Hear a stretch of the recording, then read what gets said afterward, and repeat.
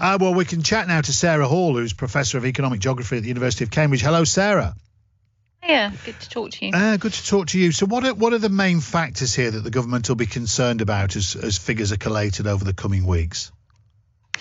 Yeah, so I think that the main concern that we've seen in the news in the past few days is a concern about increasing borrowing costs for the UK government.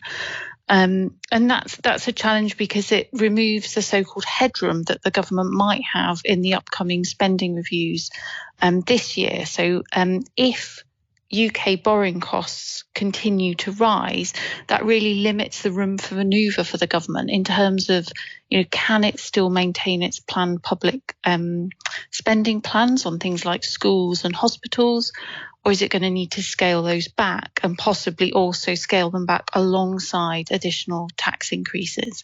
So I think that's the challenge for the government. I think what the news is sort of reflecting on is, to what extent are these rising costs a function of policies made by the UK?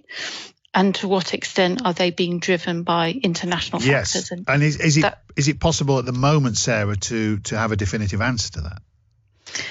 I mean, you can't neatly trace where, cause is leading to issues. I think what's happening is that there's a really significant change in the global economy taking place with the incoming Trump administration.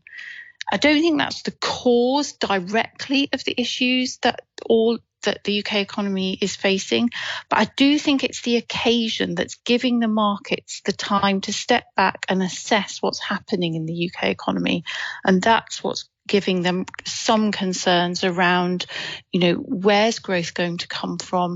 Can the UK afford the sort of public spending plans that it's got in place, and what might the tax implications be? Well, the government have staked a lot on that word growth. It's doing a lot of heavy lifting for them, isn't it? Their fiscal reputation to a great extent relies on whether there is growth, and also they spend a lot of the time during the election, Sarah, kind of trying to shore up their fiscal responsibility.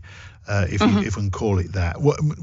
Talk to us about the fiscal rules that are maybe they're locked into. Because I've seen a debate today that says Rachel Reeves may be forced to break some of those rules. So talk to us a little bit about that.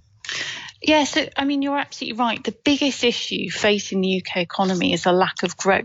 If you could deliver growth, strong growth, that would almost be like a magic bullet, because you'd get increased tax revenues and you could then make your public spending commitments without needing to borrow more. So, I mean, the government is exactly right to be really prioritising trying to deliver growth.